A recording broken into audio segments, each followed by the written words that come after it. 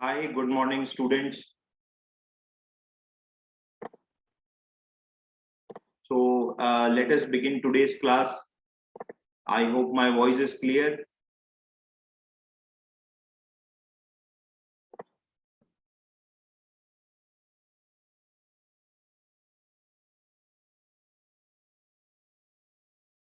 Only two people have given the confirmation.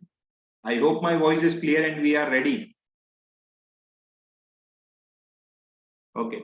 I expect आप answer देंगे जो भी हम आज करने वाले हैं. तो लास्ट टाइम हम जो शीट कर रहे थे, we will continue the same sheet, right? So we started off with the speed building module in RC. Speed building module we started off in the last class.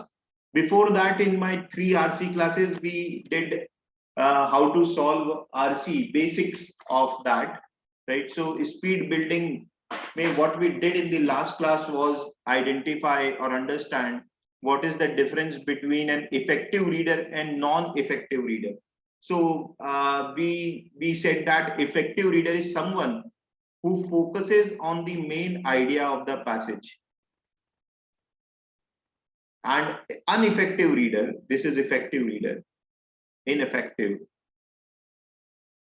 This person will focus on the facts given in the passage, and because we get overwhelmed with facts जब भी सामने आते हैं तो हमें लगता है पता नहीं कितनी बकवास बात कर रहा है, तो ये इंसान कभी भी नहीं पढ़ पाता. इफेक्टिव रीडर का सिर्फ और सिर्फ एक ही पर्पस होता है, पैसेज का मेन आइडिया क्या है, किस वजह से लिखा गया है और क्या इसका ओवरऑल स्ट्रक्चर है, to identify that. Now we did some exercise on reading, and the point of we did 3 exercises, if you remember. The first exercise was to find out what are the key words in a given passage. Do you remember? Key words in a given passage, important words in a given passage क्या क्या थे. हम एक exercise ये किए थे. दूसरी exercise हम ये किए थे, what is the most important sentence in a given paragraph. तो हमने एक पैराग्राफ देखा था, उसमें सबसे इंपॉर्टेंट सेंटेंस कौन सा होगा वो देखा था. और तीसरा एक मेमोरी बेस्ड एक्सरसाइज की थी, जिसमें एक बड़ा सा पैसेज 3 मिनट में पढ़ने का टाइम दिया था और क्वेश्चन आंसर करने थे. ठीक है, तो इनमें हमने क्या क्या किया था. Before I move forward, I always like to revise the things so that it helps us. So in the keywords in the passage, we said that in any passage there are 2 types of words that are important. एक होता है adjective और adverb. देखिए, कोई भी passage किसी subject के बारे में लिखा होगा, है ना, कोई सब्जेक्ट होगा जिसके बारे में लिखा गया है पैसेज, तो उस सब्जेक्ट को डिस्क्राइब करने के लिए जो एडजेक्टिव और एडवर्ब यूज हो रहे हैं वो इंपॉर्टेंट वर्ड्स हो जाते हैं, बिकॉज वो मुझे बताता है कि what is the author's opinion और टेक और जजमेंट ऑन द टॉपिक जिस पे वो लिखा है. वो जिस टॉपिक पे लिखा है उसके बारे में अच्छा लिख रहा है, बुरा लिख रहा है, बहुत अच्छा लिख रहा है, प्रेज कर रहा है, बहुत गंदा लिख रहा है, क्रिटिसाइज कर रहा है, गुस्सा आ रहा है, whatever. Only through adjectives I can identify that. तो adjectives and adverbs which tells me the qualities, these are important words. And the second type of important words are what we call as linking words. Linking words are words like but, yet, although, जो मेरी tone change करते हैं, जो condition लगाते हैं, मेरी बातों को क्वालिफाई करते हैं. क्वालिफाई करने का मतलब कंडीशन लगाना, कंस्ट्रेंट लगाना, इस तरीके के वर्ड्स इंपॉर्टेंट होते हैं. हमने एक एक्सरसाइज ये देखी थी. फिर हमने मेन सेंटेंस वाली जो एक्सरसाइज देखी थी, उसमें हमने ये देखा कि यार मेन सेंटेंस वो होता है because of which entire paragraph is written, right. It is not necessarily in the beginning और the end. what you can say is after reading the paragraph, अगर कोई एक सेंटेंस नहीं तो कोई बात जो आपके दिमाग में है, that is the main theme or the main sentence for which entire thing is written. तो यहाँ पर मैं बोलूंगा कि for which entire thing is written. अगर उसको हटा दूं तो बात अधूरी लगेगी. ऑफकोर्स हमने जो आरसी की 3 शुरू की क्लासेस की थी, उसमें मेन आइडिया कैसे निकालते हैं उस पर ध्यान दिया था टाइप्स ऑफ क्वेश्चन में. तो you can always revisit those videos. This was the second exercise we did, and the third exercise was memory based, in which we did the exercise, and our conclusion was that, our learning was that कि हम जितना सोचते हैं हमारी memory उससे better होती है. हम फास्ट पढ़ते हैं, हमें लगता है हम भूल जा रहे हैं, बट जब क्वेश्चन सामने आया था तो most of you said that you believed कि तुम अच्छा नहीं करोगे, but you performed better than what you believe, right? So that was what we all did in our last class. Just confirm, यही किया था। बहुत सारे लोग तो आए नहीं थे उसमें जो आज की क्लास में दिख रहे हैं, तो क्लास की कंटिन्यूटी अगर मिस होगी तो आपकी लर्निंग में बहुत बड़ा डेंट पड़ेगा। Specially in English classes I teach lot of conceptual things which you will not find in many English classes of anywhere else. So I take a lot of pride in it. So please do attend my classes regularly. There are quite a few who don't attend classes. So we did all these things, right? तो 3 लोगों का yes आया है, 4, ठीक। तो आगे बढ़ते हैं। आज हम सबसे इंपॉर्टेंट, और अगर ये स्किल हमने सीख गई ना, अगर ये वाली स्किल जो हमने सीख ली, तो हमारा कॉम्प्रीहेंशन बहुत अच्छा इंप्रूव हो जाएगा। क्या आज की क्लास से ये स्किल सीख पाओगे? क्या नहीं, आज की क्लास में मैं सिर्फ दिखा पाऊंगा कि यार ऐसे करना है। सीखोगे कब? जब तुम daily when you are reading your newspaper or novel or a book, whatever, you try to implement what I am teaching today. If you are able to implement that, after 15 to 20 days, you will understand that yes, anticipation helps in comprehension and anticipation helps in reading fast. What do we mean by anticipation? Anticipation का मतलब क्या होता है? Can anyone tell me? Very easy, all of you might be knowing it, so please tell me. Malab, you have to type in the chat box, of course.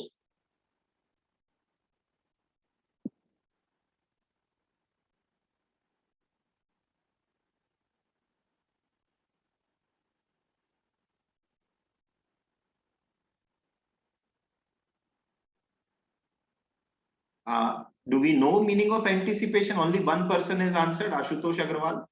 Okay, now people are answering. Okay, fine. So predicting what's gonna happen, expecting something to happen, expectation. Nice. So these are the things. Anticipate करना मतलब predict करना कि आगे क्या होगा।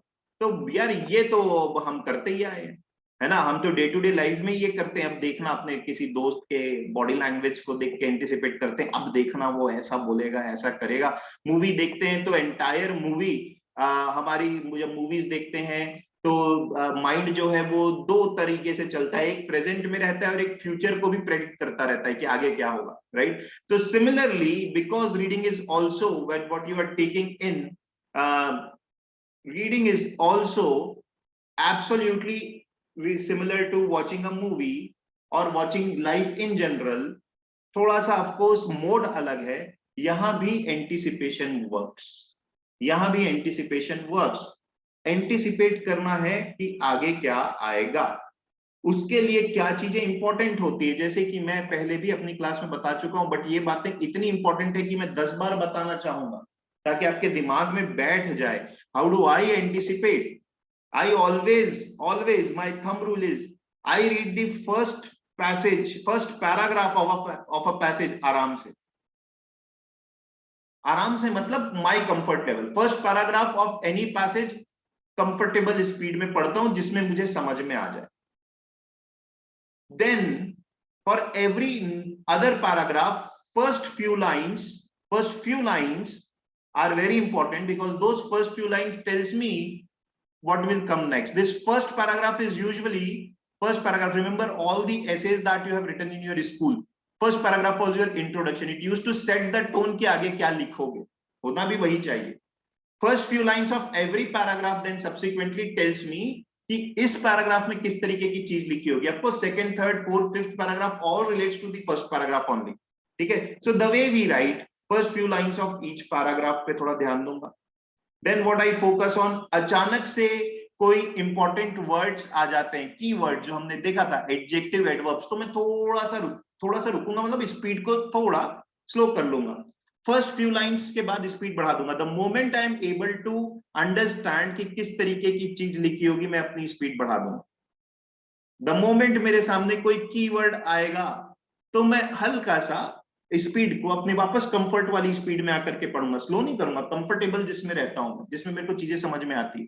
आई will vary my speed when I come across keywords या when I come across some analogy और example, because इसके अराउंड में तो क्वेश्चन पूछता है। अचानक से सब किसी की चीज के बारे में लिखा है और एक एनालॉजी ड्रॉ कर दिया, ये तो ठीक वैसी ही बात हो गई, पक्का पूछेगा कि मैंने ये एनालॉजी क्यों बनाई। तो यहाँ पे मैं स्पीड थोड़ी स्लो करता हूँ। द मोमेंट मुझे समझ में आ जाता है कि अगली लाइन क्या होगी, मैं उसको स्किम करता हूँ, बहुत फास्ट पढ़ता हूँ। ऑफ कोर्स ये मेरे सिर्फ बोलने बस से नहीं होगा, आपको प्रैक्टिस करनी पड़ेगी, but in today's class that's what we are going to do. If you see what exercise follows us, so this is the exercise. There are two exercises which we are going to do today. So what is written here? An effective reader is able to anticipate the author's tone and narration. वो समझ जाता है कि author किस तरीके की भाषा में आगे क्या बात करेगा। ठीक है, तो हम वही करेंगे। हमारे पास एक जो एक्सरसाइज है इसमें कुछ ब्लैंक्स लगे हुए हैं, जैसे ये ब्लैंक नंबर 20 दिख रहा है, ऑफकोर्स क्वेश्चन नंबर 20, 21, 22, इनमें क्या आएगा ये आपको बताना है। ठीक है, तो this is the passage and then there are the options which are given. This is the option for, I think first वाला जो क्वेश्चन नंबर 20 था, उसके चार ऑप्शंस यहां पर है। 21 के चार ऑप्शंस यहां पर है। आप सबके पास शीट है, आई होप ग्रुप में तो है ही शीट, जस्ट कंफर्म।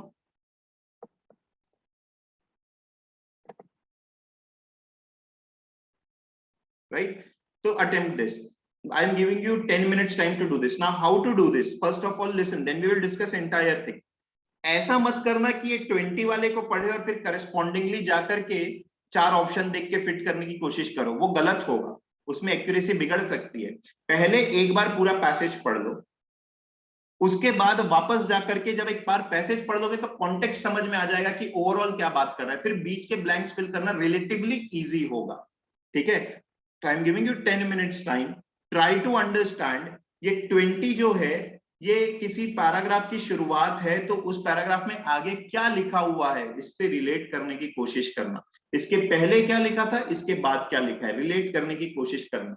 ठीक है, इट इज लाइक मूवी के बीच का डायलॉग हटा दिया है और पहले का और बाद का दिखाया, पूछा हूं क्या बोला होगा बताओ। ठीक है, तो कॉन्टेक्स्ट समझ के अटेम्प्टेड 9:43 हुआ है, 9:53 तक के आपको मैं टाइम दे रहा हूं।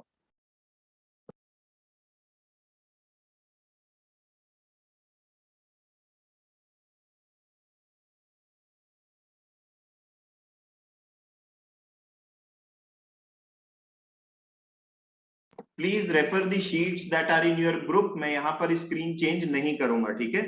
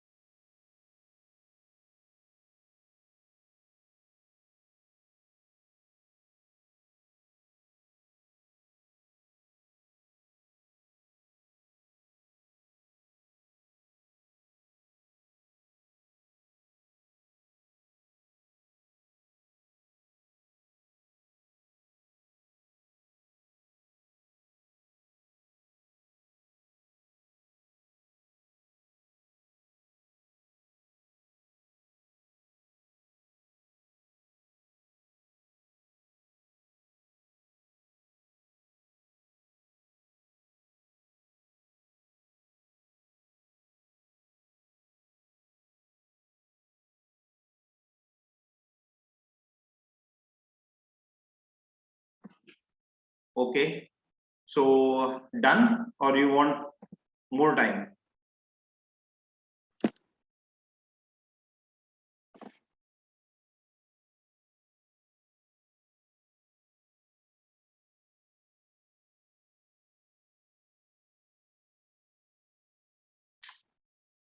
Sacheta and Ashutosh, thanks for responding.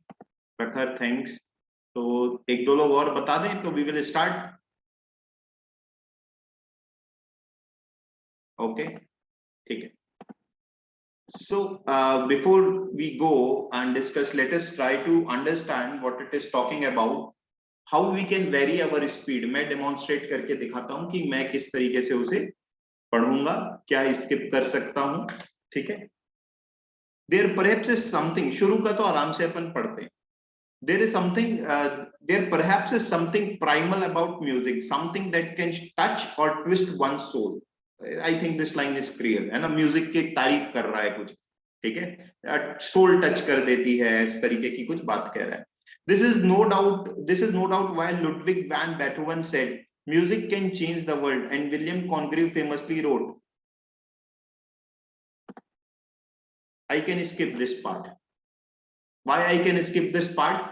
Because I was reading. Here came, this is no doubt why Ludwig van Beethoven said. So यहाँ पे पता चल गया Ludwig Beethoven ने क्या कहा था. ठीक. And William Congreve. William Congreve ने क्या बोला उसको छोड़ देते हैं. क्यों छोड़ देते हैं? बिकॉज ये पूरी की पूरी जो सेकेंड लाइन है ये जस्ट एक इलेबोरेशन है. जैसे कि आप डिबेट में किसी को कोट करते हो ना, उसी तरीके का यहाँ पे कोट यूज हुआ है. तो उसका कोई सिग्निफिकेंस अभी मेरे को नहीं लग रहा है. क्वेश्चन पूछेगा तो आकर के देख लेंगे कि किसने क्या बोला, स्पेसिफिक है. तो अभी तक के बस हमें ये समझ में आया कि म्यूजिक की इंपॉर्टेंस क्या है, बताना चाह रहे हैं. And music power is tacitly acknowledge all the time. Music का पावर हमेशा एक्नॉलेज किया जाता है. For example, again there is an example. So what will follow in the example? Previous line ये बोला गया है कि म्यूजिक के पावर को हर कोई एक्नॉलेज करता है. तो इस लाइन में बोला है फॉर एग्जाम्पल, तो एक एग्जाम्पल ही देगा कि कैसे एक्नॉलेज करते हैं लोग.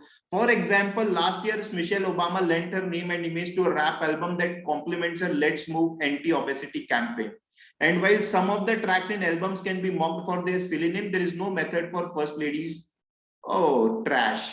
This is absolutely trash and not required for my understanding.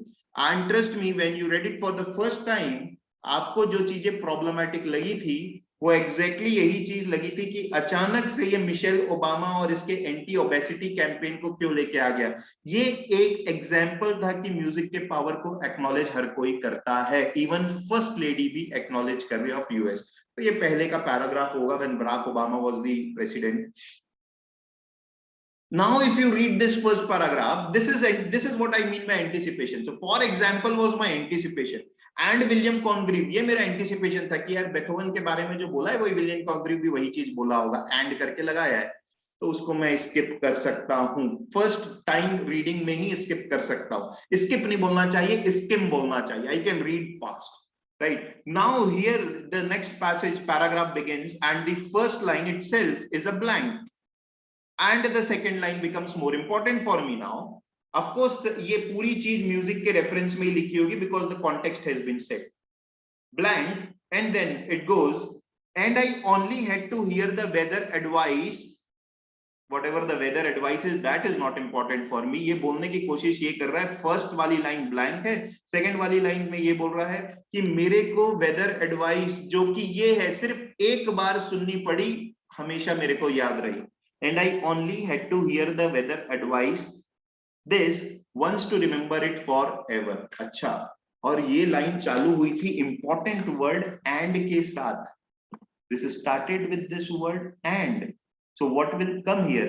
This is an example of something that he heard once and remembered it forever. And it is used with and.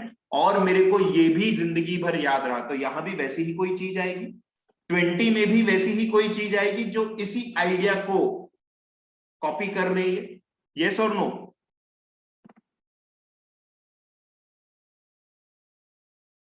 How many of you agree with this? ठीक. Right. तो चलो देखेंगे अपन जब question solve करेंगे तो वापस आएंगे। अभी तो हम पढ़ के समझ रहे हैं कि भी कौन कौन सी चीजें I can skip not skip. Okay okay, then this word but becomes very important for me as I said. यहां तो मैं जल्दी पढ़ लिया कि यार वो क्या करना है मेरे को, वेदर एडवाइस क्या थी, वो गाना जिंगल जान के मुझे क्या करना है, बट ये इंपॉर्टेंट वर्ड आ गया बट। सिंस लिंकिंग वर्ड में मैं स्लो हो जाता हूं, कंफर्ट लेवल पे पढ़ने लगता हूं, यानी कोई नई चीज आ रही है। But since all power can be misused, can music possibly usher in storm of civilization upheaval? If it can soothe the savage heart, does it not follow that it can also inflame it? अब music के बारे में यहाँ नया angle दे रहा है तो मुझे थोड़ा सा स्लो पढ़ना पड़ेगा। बट के साथ लिखा है, पहले तो बोला म्यूजिक में बहुत पावर है, सब एक्नॉलेज करते हैं। मैंने एक ही बार वेदर एडवाइस सुनी और मेरे को एडवाइस सुनी और मेरे को जिंदगी भर याद रही। लेकिन म्यूजिक क्या मिसयूज भी हो सकता है, जैसे कि सारे पावर मिसयूज हो सकते हैं। तो म्यूजिक के बारे में क्वेश्चन पूछ रहा है कि क्या इसका कुछ नेगेटिव इफेक्ट भी हो सकता है। इंपॉर्टेंट है। अभी अभी अभी मैं कुछ भी चीज स्किप नहीं कर सकता because a question has been asked, so I anticipate. What do you anticipate when a question is asked? What do you anticipate that next line will give the answer to that question? So I have to read it properly. A question is asked, this would be, there would perhaps be answer here. It says Plato certainly thought so. अच्छा, तो answer दे रहा है प्लेटो को ऐसा लगता था। कैसा लगता था? कि म्यूजिक ऐसा पावर है जिसका यूज और मिसयूज दोनों हो सकता है। वो अगर किसी सैवेज हार्ट को आराम पहुंचा सकती है तो किसी हार्ट को इन्फ्लेम भी कर सकती है, मतलब दोनों तरीके का इफेक्ट हो सकता है, प्लेटो ये कह रहा है। अब मैं आगे यहां पर थोड़ा सा जा करके फिर देख रहा हूं प्लेटो ने क्या वार्निंग दी थी, प्लेटो ने क्या बोला था, क्यों ऐसा थॉट सो लिखा है। He once warned, musical innovation is full of danger to the state, for when modes of music change, the law of states always change with them. And then there is 20, blank number 20.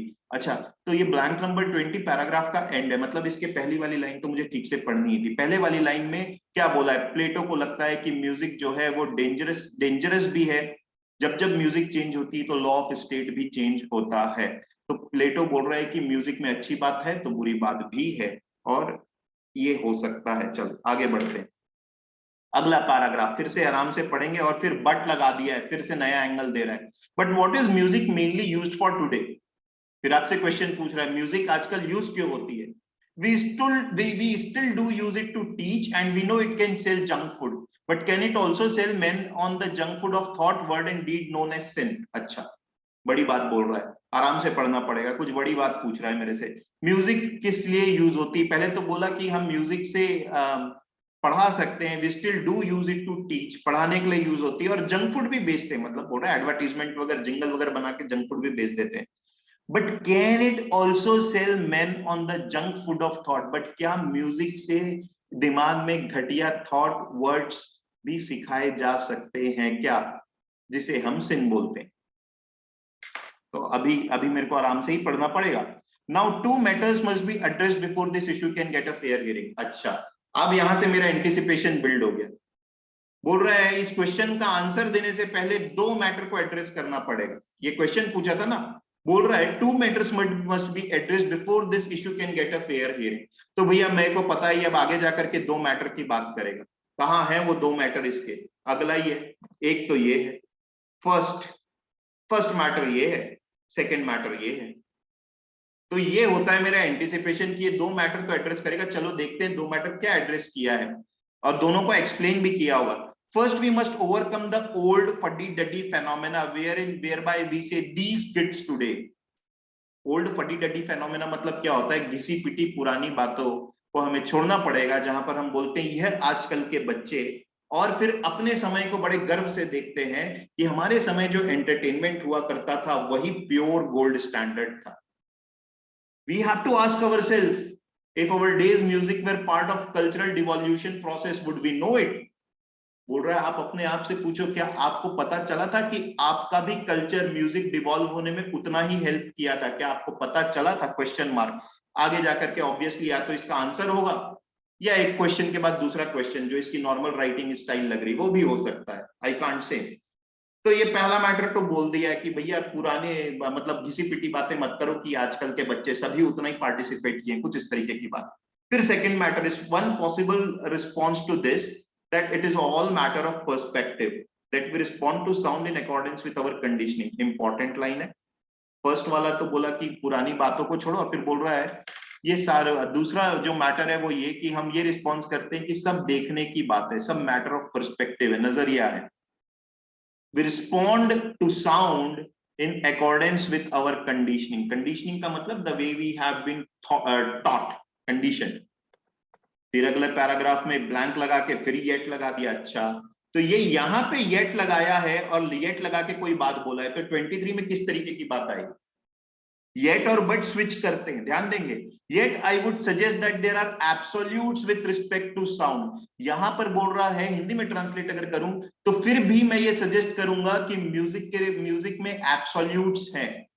Absolute का मतलब क्या होता है? हर जगह same. Absolute मतलब complete. ठीक है. Yet I would suggest that there are absolutes with respect to the sound. तो यहां पर क्या आएगा? कुछ ऐसी बात आएगी ना जिसमें बोला होगा कि म्यूजिक में एब्सोल्यूट कुछ नहीं, तभी तो वो बोलेगा फिर भी मैं सजेस्ट कर रहा हूं म्यूजिक में एब्सोल्यूट है. राइट. ये येट मेरे को सिग्नल दे रहा है. येट के बाद में जो चीज लिखी है उसके पहले उसकी ऑपोजिट वाली कोई चीज आएगी, तभी तो वो येट और बट यूज करता है. ठीक. तो इस तरीके से मैं यहाँ पे एंटिसिपेट कर रहा हूं कि यार क्या आएगा. राइट. अब आगे बढ़ते हैं. अच्छा, ये वाला तो पेज शायद कॉपी हो गया है डबल, तो इसको छोड़ के हम लास्ट में चलते हैं. ठीक है. As to sounds universality. अच्छा, एब्सोल्यूट और यूनिवर्सैलिटी सेम चीज है. आपको वर्ड अलग अलग दे दिया. एब्सोल्यूट का मतलब क्या होता है? सेम है, पूरा अपने आप में कंप्लीट है. फिर आगे बोल रहा है as to sounds universality, consider how no one from any culture seems to like nails scraping across a blackboard. अच्छा, वो ऊपर क्या बोल रहा था आप समझ में आया, क्योंकि एग्जाम्पल दे दिया ना.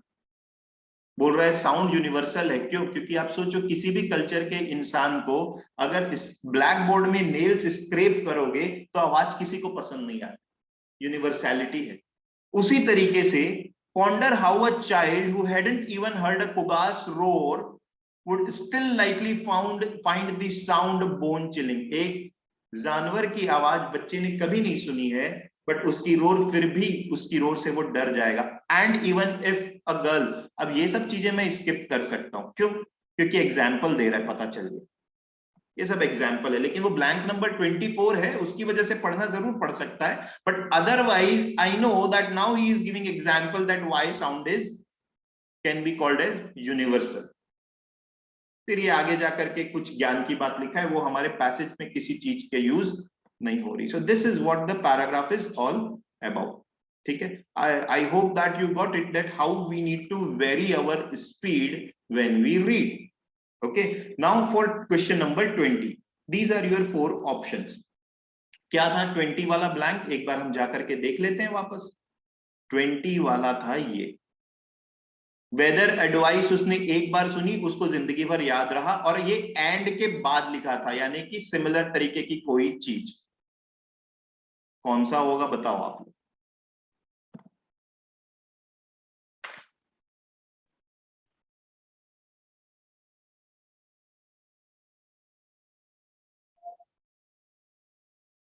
रिलेट करना है ना, किस तरीके की बात उसके ऊपर किया था. आपके पास शीट है, किस तरीके की बात उसके बाद में किया है. Very easy, it becomes very easy. I am getting right answers from प्रखर, देवांश एंड आशुतोष. सिद्धांत सही है, सचेता सही है, निधि सही है, सबका सही आ रहा है. बहुत ही अच्छा लग रहा है मुझे. Very nice. All of you have given me the right answer, and I think I should now tell you the answer. It is option number 3. To this day, I can recite a McDonald's Big Mac recipe jingle I heard as a little child verbatim. बचपन में McDonald's की recipe सुना था, आज तक के उसे recite कर सकता हूं. और तो और इसके आगे क्या लिखा था? वेदर एडवाइस भी एक बार सुना, मेरे को वो याद है. This is a perfect example of how music एक बार सुन लिया तो याद है. Let us look at the other options, जो आपके दिमाग में कुछ कंफ्यूजन अगर होगा तो एक बार देख लेते हैं. Given this seemingly universality of sound effect, universality की बात ब्लैंक नंबर 20 के आसपास तो किया ही नहीं है, ये तो बहुत बाद में किया है. ये आना है तो बाद में कहीं आएगा. It can not come there, because वहां पे तो बात ही नहीं किया universality. I can also say that adults just don't understand me and I am well into mid age. पूरी कहानी में कहीं भी वो ये बात किया है कि बड़े लोग, छोटे लोग, मिडिल एज, वो बस ये बात किया है, वो भी एक जगह कि हमें इस बात को छोड़ना पड़ेगा कि ये आजकल के बच्चे, ये अपनी एज नहीं बता रहा है, एडल्ट है नहीं बता रहा है, वो इसके बारे में क्या सोचते हैं नहीं बता रहा है, तो this can not be the answer. ठीक, लास्ट वाला देखेंगे अगर, but likewise isn't if it sounds good listen to it a prescription for jukebox junk food diet and heart and soul। इसका तो मेरे को मीनिंग ही नहीं समझ में आया, तो ये तो मेरे को परफेक्ट लग रहा है। मीनिंग समझ में नहीं आ रहा है मतलब वो किस कॉन्टेक्स्ट में लिख रहा है, जिस कॉन्टेक्स्ट की बात हो रही है उसे तो कोई लेना देना नहीं लग रहा है। ठीक। अगला वाला देखते हैं, अगला वाला जो था वो प्लेटो बोला था कि म्यूजिक में पावर है चेंज कर लाने का, उस लाइन को हम फिर से पढ़ लेते हैं एक बार, so that we get the right answer. So before giving me your answers, why don't you see this line, Plato certainly thought so कि म्यूजिक में पावर है बदलाव लाने का। He once warned musical innovation is full of danger to the state, when modes of music change the laws of state always change with them। और प्लेटो की बात खत्म हो गई है, यहां पर ध्यान रखना।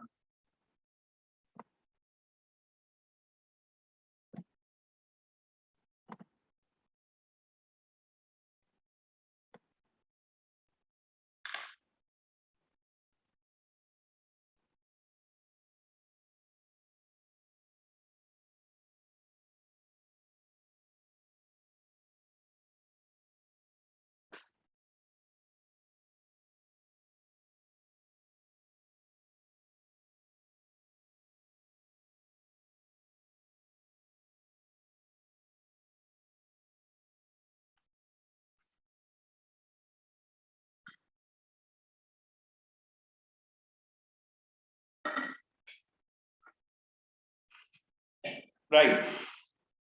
So I am getting 3 and 4 as the answer. In other words, culture and music flow together. What was given there? State को खतरा है बिकॉज लॉ जो है वो म्यूजिक के साथ बदलता है। एंड लुक किस जाल में आप फंस रहे हो, यहाँ पे कल्चर और म्यूजिक की बात कर रहा है साथ में। तो क्या कल्चर और लॉ बराबर है क्या? Is culture equivalent to law? Those who are telling 3 as the answer, this is a trap because many students will end up marking it. In other words, culture and music flow together. It वहां पर culture के बारे में बात ही नहीं हुई है, वहां पे लॉ के बारे में बात हुई है। और गवर्नमेंट को डर है, रहता है, क्योंकि म्यूजिक में, मोड ऑफ म्यूजिक में जब जब बदलाव आता है लॉ बदलते हैं, not culture। So this is not the answer. What will be the answer then? Most of you have given me this as the answer, which of course is the right answer, and it is no surprise that Plato was intensely aware of music's power।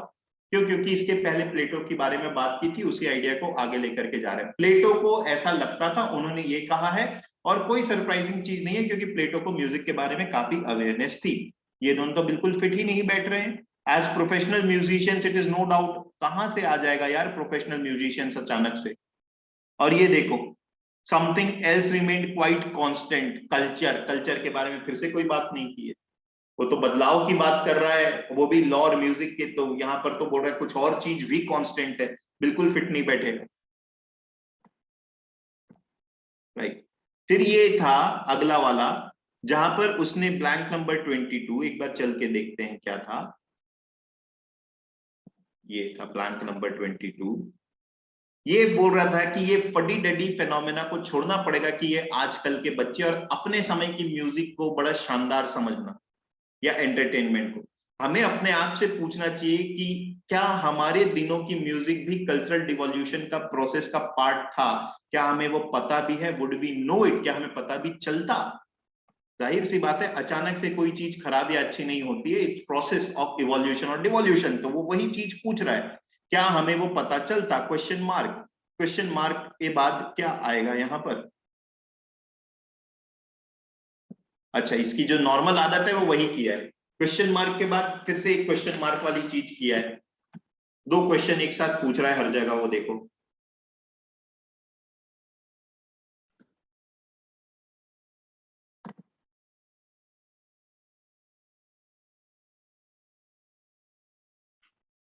Passage के overall context को ध्यान में रख के mark करना, तो सही answer आएगा।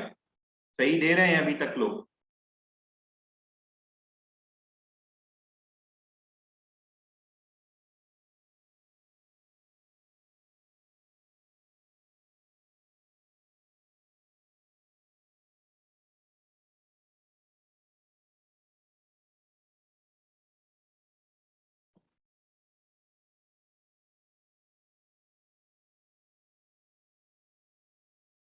Please remember tone. किस तरीके का क्वेश्चन पिछली लैंग्वेज, पिछला क्वेश्चन किस तरीके की भाषा में पूछा था, उसी तरीके की भाषा में आगे बढ़ना। ठीक है, of course answer is option number 1। Most of you have given me the right answer. It is not 3। देखो पिछली, देखो इसको बोलते हैं एंटिसिपेशन। पिछली वाली लाइन में वो क्या क्वेश्चन पूछा था?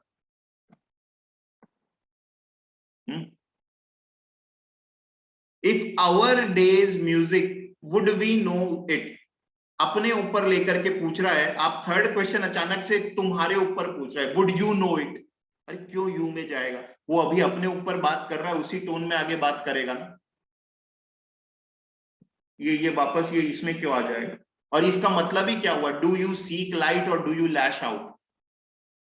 इसका तो कोई रेलेवेंस ही नहीं है। आंसर है 1 कि या हम एक कुएं के मेंढक के तरीके से बिहेव करते और अपनी टॉक्सिटी, अपनी नेगेटिव चीजों को नॉर्मलसी मानते। क्या हमें पता भी चलता कि हम भी म्यूजिक डिवॉल्व होने के में उतना ही बड़ा पार्ट प्ले कर रहे हैं, या फिर इस टॉक्सिटी को हम मानते तो नॉर्मल है? वही होता है ना। everybody has played it, his or her own part. I mean every generation, that is, must have played the part in betterment or कुछ नेगेटिव चीज हुई है इन दी सोसाइटी। तो वो वही चीज कह रहा है, हमें वो उस समय नॉर्मल लगती है, बट वो बाद वाले जब आकर के जज करते हैं, then they realize that what mistake has been committed. तो answer is 1। Look at all other things, not at all related. ठीक है, इसके आगे पीछे भी तो उसने वही बात की है।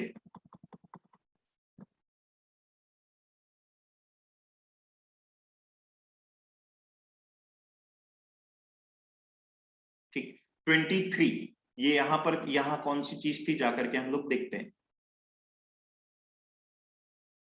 अच्छा ये येट वाला है। Yet I would suggest that there are absolutes with respect to sound and that like the frog, ये frog आप पहले बता चुके हो ना यहाँ पे, and like the frog we may accept the noxious as normal, हम भी मेंढक के जैसे टॉक्सिटी को नॉर्मल मानते, but it will have some, तो ये yet के बाद बोला है that there are absolutes with respect to sound। तो येट के पहले क्या आएगा? बाद में अगर एब्सोल्यूट वाली चीज आ रही है तो उसके पहले क्या आएगा? येट लगा है बीच में।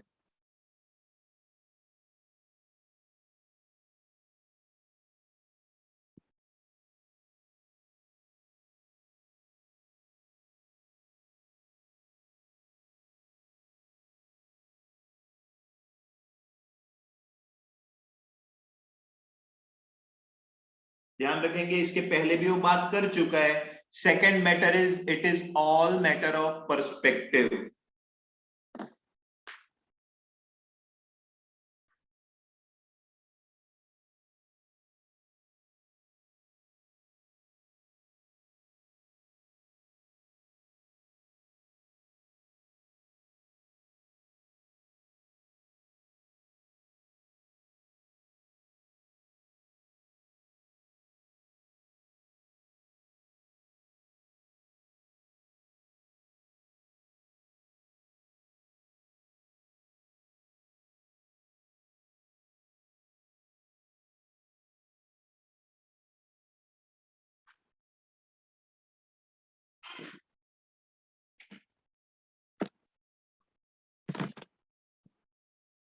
Everybody has given me wrong answer. I will once again like you all to read this and answer.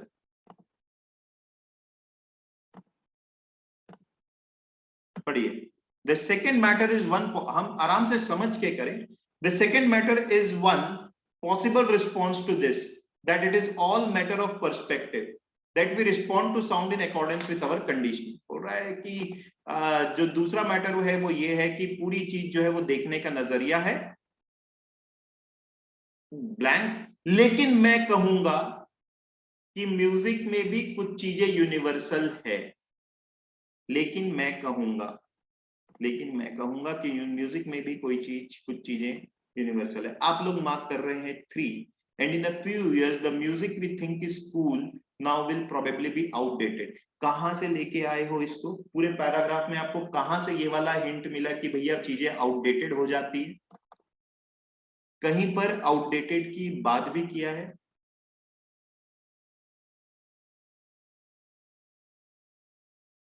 आप मिस कर रहे हो, आप अपने दिमाग को कंफ्यूज कर रहे हो। वो पहला पॉइंट था जहां पर उसने ओल्ड फडी डडी लॉजिक की बात की थी, ये सेकंड पॉइंट का ब्लैंक है। दोनों को स्क्रैम्बल मत करो यार, खिचड़ी मत बनाओ दोनों की।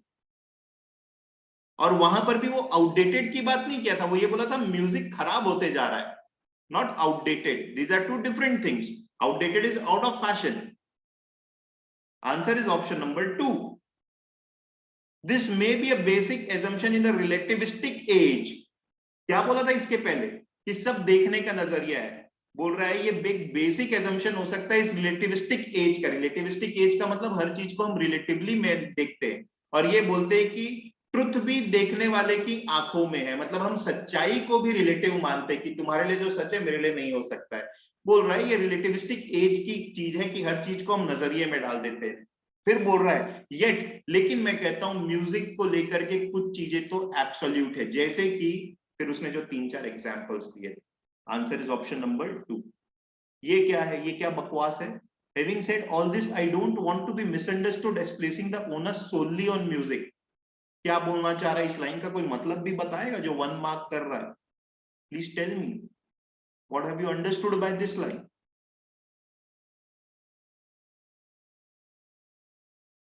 मेरे को गलत मत समझना, मैं पूरा का पूरा दोष म्यूजिक को नहीं दे रहा हूं, ये बोल रहा है इस लाइन का ये मीनिंग है। हिंदी में लिख के बताऊं, इसको आप वहां पे क्यों फिट कर रहे हो यार?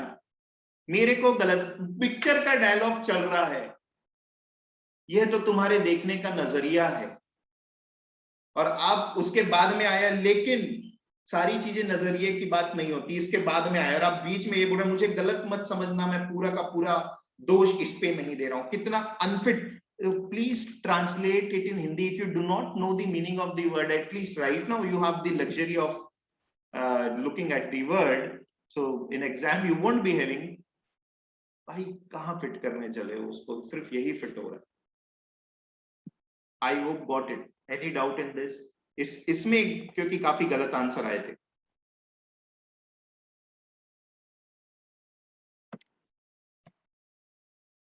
This was a silly mistake, you confused it. कहां पर दिया है, और आपके पास शीट है, आप उसको रेफर भी नहीं किया।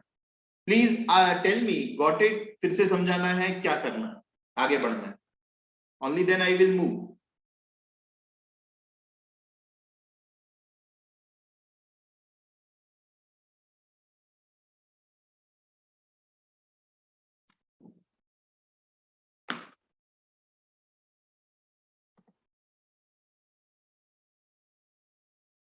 अक्षता Indurkar, are you there in the class?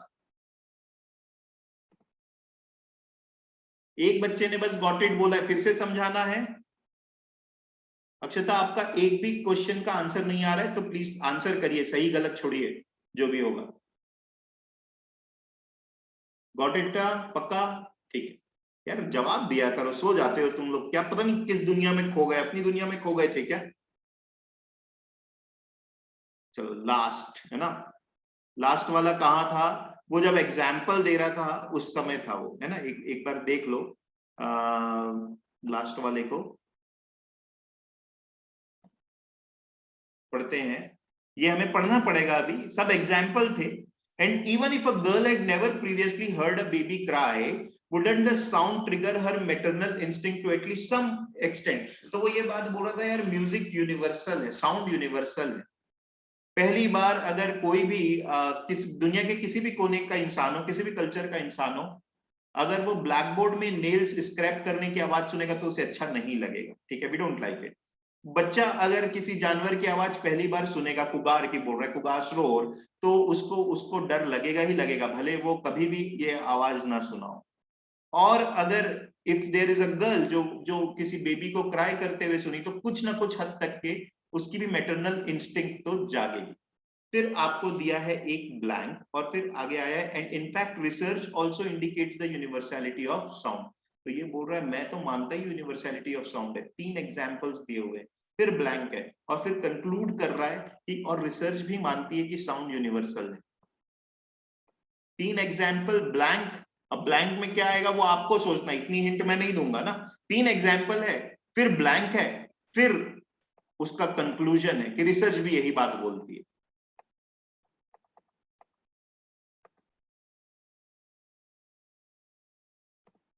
जो जो चीजें नहीं हो सकती उसको एलिमिनेट करो, जिसके बारे में बात नहीं है उसको एलिमिनेट कर दो।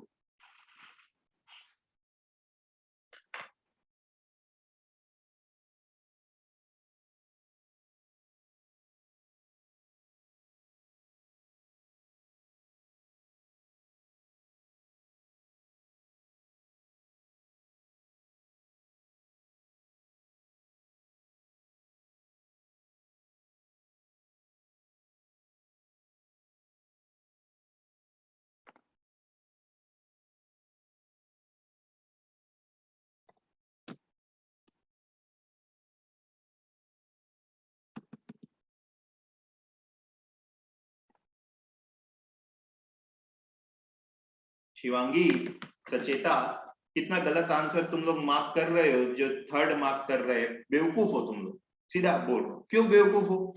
पहले 3 एग्जाम्पल दिया है और फिर बोला है, एक ब्लैंक लगा दिया और फिर बोल रहा है मैं भी मानता हूं म्यूजिक यूनिवर्सल है, और तुम लोग क्या मार्क कर रहे हो? So in short, music has the power to culturally, morally and emotionally influence our society. तुम लोगों को क्या मैं लास्ट समरी निकालने बोल रहा हूँ? व्हाई? सिंपल चीज। आगे क्या बोला है, पीछे क्या लिखा है, उससे रिलेट करो। This is the answer. Others have given me the right answer. Note here that instinct refer to an inborn tendency, not a quality dependent on conditioning. आप लोग क्या कर रहे हो? आप लोग ना भूल जाते हो पैराग्राफ में पीछे क्या लिखा था। पीछे क्या लिखा था? सेकंड पॉइंट क्या लिखा था बताओ तो। मैं अनम्यूट करने का मौका दे रहा हूं, ठीक है शिवांगी, तुम बता दो। बिकॉज आई, मुझे पता है तुम जवाब दोगी जैसा भी है। That is good part, very good part about you. तो बताओ तुमने 3 क्यों मार्क किया था?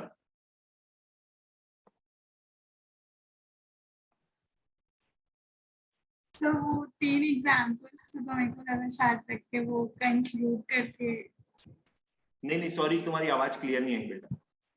सर वो एग्जाम्पल्स दिए हुए थे तो मेरे को लगा शायद कंक्लूड करके नहीं करना नहीं, हो तो। शायद नहीं, तुम कन्विंस हो ना। ऐसा नहीं बोल रहा हूं कि मैंने सही आंसर बता दिया है तो मान लेना हाँ सर सही बोल रहे हैं। तो तुम्हें कन्विंस होना जरूरी है कि वो लाइन, यहाँ पर जो लाइन थी, सो म्यूजिक जो है वो कल्चरली इमोशनली और क्या एक और कुछ लिखा था, इम्पैक्ट करती है, वो लाइन यहाँ पर फिट होगी। क्या यहाँ पर कहीं भी इम्पैक्ट और इन्फ्लुएंस की बात है? यहाँ पे देखो एग्जाम्पल्स दिए हुए हैं किस चीज के, कि कहीं भी जाओ ये सब साउंड कॉमन है। फिर एक ब्लैंकर बोल रहा है मेरा तो ये मानना है, फिर बोल रहे रिसर्च भी यही बताती, तो बीच में क्या चीज आएगी, ये चीज कहाँ से फिट हो रही है। ठीक, उसके अलावा जो चीज तुम लोग मिस कर जाते हो, और मैं देख रहा हूँ वो देखो ये पूरी चीज सेकंड वाले पॉइंट के रिस्पेक्ट में लिखा है ना। सेकंड वाला पॉइंट क्या था? That it is matter of perspective, that we respond to sound in accordance with our conditioning. इस लाइन का मतलब क्या हुआ? उसी से तो रिलेटेड आंसर है। फिर फोर्थ बोल रहा है, दूसरा जो पॉइंट है वो ये कि लोगों को लगता है सब देखने का नजरिया, और हम साउंड को रिस्पॉन्ड करते हैं जैसा कि हमें कंडीशन किया गया। कंडीशन किया गया का मतलब क्या होता है? बस जैसे बचपन से हमें बताया जाता है वैसी। ठीक है, तो वेजिटेरियंस के घर में बचपन से कंडीशन कर दिया गया है कि ये बेकार बात है, मतलब नॉनवेज खाना बेकार बात है। नॉनवेज के घर में कुछ और condition, these are all conditioning, right? तो that is what it is saying कि लोगों को लगता है कि हम साउंड को भी रिस्पॉन्ड देते हैं जैसे हमें सिखाया गया है उस तरीके से। फिर उसने एग्जाम्पल दिया, लेकिन ऐसा नहीं है। कुछ साउंड कंडीशंस पे डिपेंड ही नहीं करते, दुनिया में कहीं भी जाओ वो सेम ही होगा। तो that's why answer was fourth, की आपकी इंस्टिंक्ट पे डिपेंडेंट है। इसके पहले इंस्टिंक्ट में था ना, इंस्टिंक्ट की बात, क्योंकि क्या मदर की बात कर रहा था। बेबी की आवाज सुनेंगे तो एक गर्ल की मैटरनल इंस्टिंक्ट हिट होगी या नहीं होगी। इंस्टिंक्ट का मतलब इनबॉर्न टेंडेंसी से बोल रहा है। बोले ध्यान दो, यहाँ पर इंस्टिंक्ट का मतलब मैं इनबॉर्न टेंडेंसी से बोल रहा हूं, ना कि कंडीशनिंग से, जिसकी बात पहले हुई। Got it? मुझे लगता है कि हम पूरा पैराग्राफ करने के बाद, ये पढ़ने के बाद ना, एक हैबिट कर लें कि की पॉइंट्स जो है वो नोट करना चालू कर दें। मेंटल नोट आप भले करना चालू करो की पॉइंट्स। की पॉइंट जैसे इसके थे, फर्स्ट पैराग्राफ का कुछ था, फिर सेकंड का कुछ था, थर्ड, बस वो की पॉइंट्स याद रहेंगे तो कभी ये गलतियां नहीं होंगी। दिमाग स्क्रैम्बल्ड हो जाता है ना कि ये बात बोला तो था लेकिन कहां बोला था। These are silly mistakes to be avoided and you can easily avoid it. Next वाला आप करो। ये आपको मैं 10 मिनट का टाइम दे रहा हूं। इसको अटेम्प्ट करने के लिए, then we will discuss this. ध्यान रखना जिस तरीके की बातें अभी सिखाई है उसको इम्प्लीमेंट करके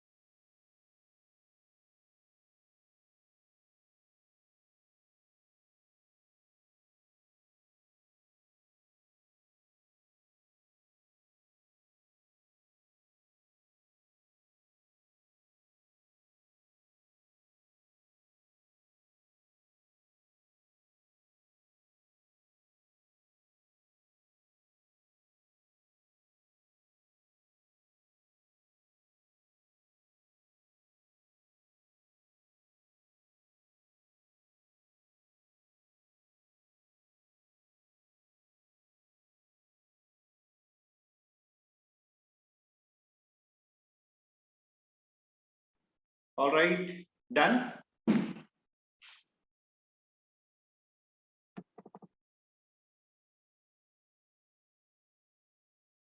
Okay. So I think as compared to the last one, इसमें मेरे को ऐसा कुछ बहुत समझाने का नहीं है. That's what I assume, because this is more of a story going on, right? कि वो अपने बारे में बता रहा है what kind of business they did और एक दिन क्या हुआ, ठीक है? So tell me, of course I will read it once so that कुछ भी problem हो तो वो discuss हम कर ही लेंगे. Let me start. The particular scam in my office, यहीं से है ना? हाँ. The particular scam in my office was an internet kiosk business opportunity. So he is perhaps talking about a scam. We had been running TV ads claiming that investor could make thousands of dollars from have I missed something? क्यों लग रहा है? हाँ, right, I have missed. Yeah, it starts from this. I read it again, okay, because मैंने आगे से पढ़ना चालू कर दिया था. My name is Jem and I have spent most of my adult life swindling people out of money. Swindling का मतलब क्या होता है? Cheating, right? वो समझ में वैसे भी आ गया होगा आगे. I worked in 30 fraudulent business operation over a 10-year period, pitching everything from gold coins to timeshare to oil and gas leases and other business opportunity. These scam took in million of dollar dash. That is until September 30, 2004. पूरी बात बता रहा है, बोल रहा बहुत लोगों को बेवकूफ बनाया, स्कैम में बिलियंस ऑफ डॉलर्स कमाए डैश. ये है 2004 सितंबर तक की बात है. तो इसके पहले क्या हुआ होगा? कुछ इवेंट हुआ होगा ना, तभी बोल रहा है that is until this particular day. So let us see क्या होगा इसमें.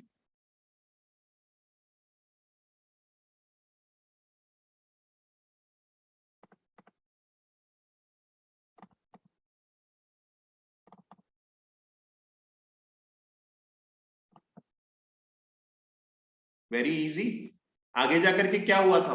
पुलिस आकर के ऐसी जो भी था, इन्वेस्टिगेटिंग एजेंसीज आकर के उसे पकड़ लेती हैं. तो वो क्या बोल रहा है? That is till this particular date. फिर कुछ हुआ होगा ना. तो answer is yes, you all are right. Option number 2.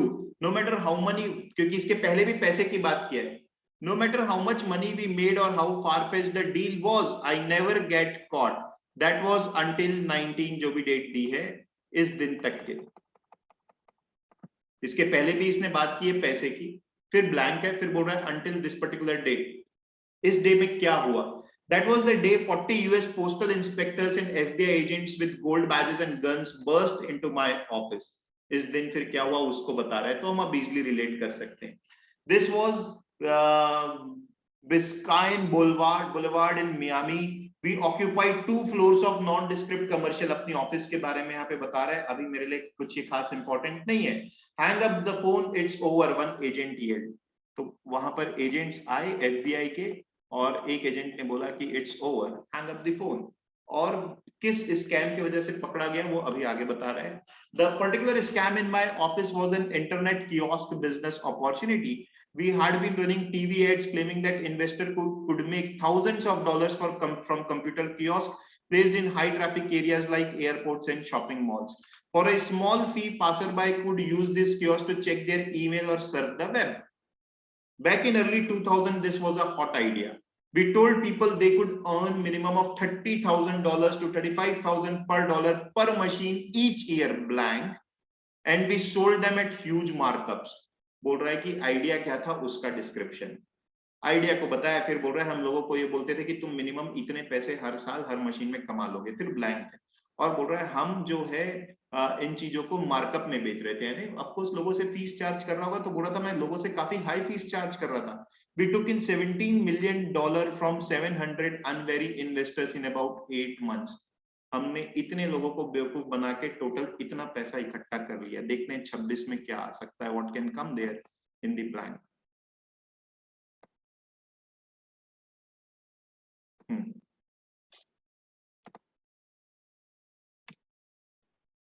क्या बोल रहा था इसके पहले?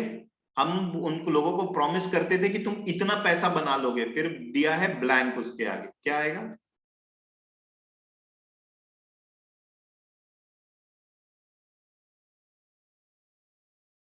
इसके आगे पीछे कहीं मशीन की बात नहीं की है, business need to have persona, ये सब बात नहीं, क्या है इसकी। This was pure baloney, the machine didn't generate anything close to this. बोल रहा है तो ये सिर्फ झूठ था, मशीन इसके आसपास की इनकम भी जनरेट नहीं करती थी। बेवकूफ बना रहा है तो वो उसकी कहानी को ही बता रहा है। फिर आगे चलते हैं, आगे क्या हुआ। फिर उसको बाद किया, the agents gathered everyone in a big open area, और फिर हर वर्कर को बोला कि each worker who responded this letter explaining, ठीक है। फिर ये कह रहा है जब मेरा नाम आया तो सब सन्नाटा, तो पूरी तरफ सन्नाटा छा गया। मैं मैनेजर था, people wanted to see how I would react, लोग देखना चाहते थे कि मैं क्या करूंगा जब मेरा नाम आएगा। As I walked over to retrieve my letter, my cell phone went off, the theme from the Godfather filled the room. बोल रहा है जैसे ही मैं आगे गया मेरा सेल फोन बज उठा और उसमें गॉड फादर की रिंगटोन थी जो बजने लगी। इसके बाद क्या हुआ होगा आपसे पूछ रहा है, ठीक है, पैराग्राफ का एंड है। फिर बोल रहा है वो रूम में कुछ हुआ होगा। The next thing I knew a postal inspector took me into side room and told me your day just got crappy and it is going to be get crappier. बोल रहा है एक एजेंट फिर मेरे को दूसरे रूम में लेके गया, बोला तुम्हारा दिन तो खराब हुआ और आगे जाकर के खराब होगा। क्या हुआ होगा यहाँ पर,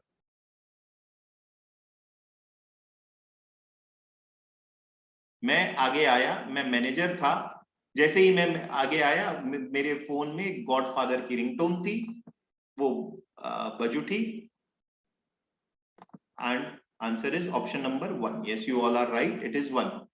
people couldn't help but laugh. अब ये तो होगा नहीं, the FBI agent turned out to be a fan of movie. Mario Puzo, Don Vito Corleone, इनके बारे में कोई बात ही नहीं की, वहां पर क्यों आएगा, ठीक है। ओके, फिर आगे बढ़ते हैं। That was about the end of my last scam. The Fed sent a dozen guys to prison. I did 37 months and it probably should have been longer. Best 37 month jail में रहा, लंबा समय रह सकता था। You might be thinking, oh, those get rich quick scams are obvious and I would never fall for one. फिर ये तुम्हारे माइंडसेट, इन जनरल पब्लिक के माइंडसेट के बारे में बात कर रहा है। बोल रहा है कि लोगों को लगता है कि यार ऐसे स्कैम्स तो बड़े ऑब्वियस होते हैं और मैं कभी इसमें नहीं फंसूंगा। फिर ऑथर अपनी ओपिनियन दे रहा है, जब मैं लोगों को ये बोलते सुनता हूं तो मुझे लगता है वो कितने बड़े स्टूपिड हैं। मुझे लगता है मैं उससे बोलूं तो अपना फोन नंबर दे, मैं तुझे बेवकूफ बना के दिखाता हूं। आगे ये वही बात बोल रहा है, I don't want to talk to stupid people. फिर ये बोल रहा है कि यार वो तो मूर्ख है, मैं उससे बात करना नहीं चाहता क्योंकि मूर्ख लोगों के पास पैसे वैसे भी नहीं होते। You would be amazed at how many doctors, lawyers, engineers and college professors have I ripped off. क्या कह रहा है ये बड़ा डेंजरस आदमी लग रहा है। ये कह रहा है कि बेवकूफ लोग तो ये कहते हैं कि मैं कभी नहीं फंसूंगा, मुझे लगता है कि मैं बोलूँ ला नंबर दे, मैं तुझसे बात करके फंसाता हूँ, फिर मैं ये सोच के छोड़ देता हूँ कि मूर्ख के पास पैसा ही नहीं होगा, ही इज स्टूपिड। फिर ये क्या अपने बारे में बता रहा है कि मैंने कितने इंजीनियर्स, डॉक्टर्स, लॉयर्स को बेवकूफ बनाया है। फिर है ब्लैंक।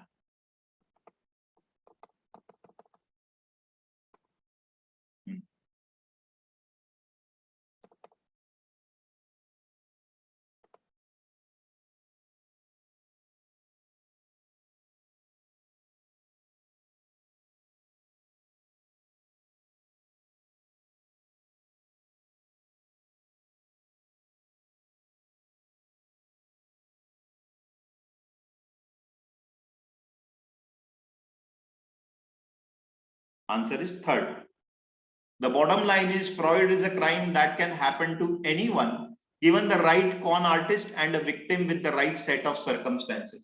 बोल रहा है फ्रॉड किसी के भी साथ हो सकता है, सर्कमस्टेंसेस सही होना चाहिए और जो कर रहा है वो सही होना चाहिए, सही यानी चीज सही होना चाहिए, आर्टिस्ट होना चाहिए, ठीक है। तो ये सही आंसर है, not one.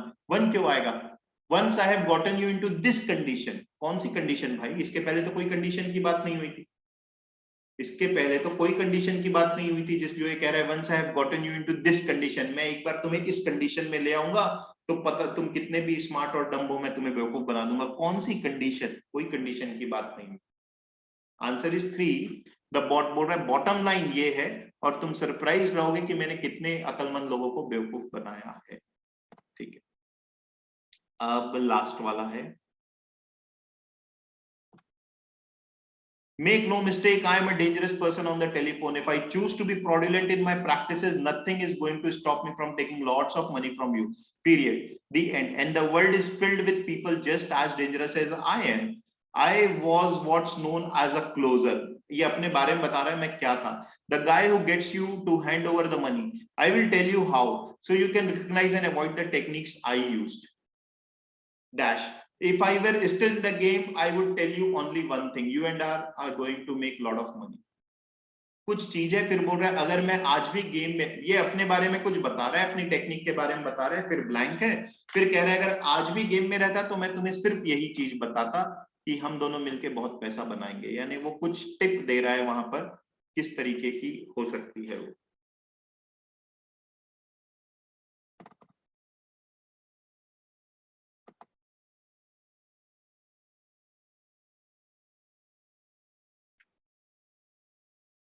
Yeah. Answer is 2.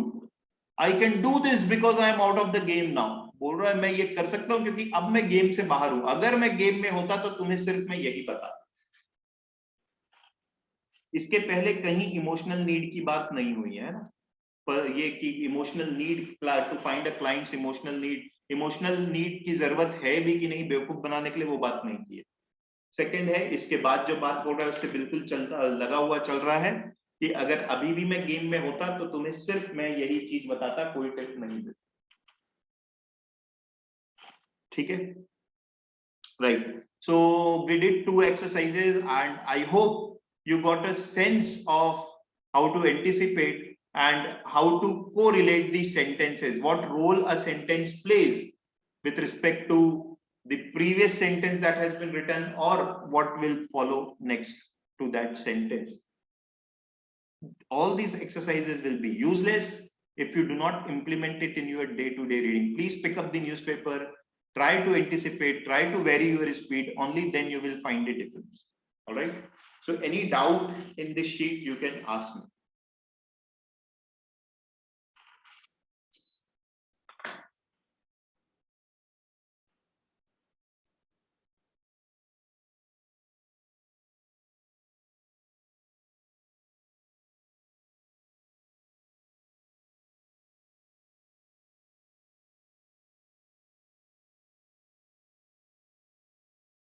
Chalo then, we end the class. Okay.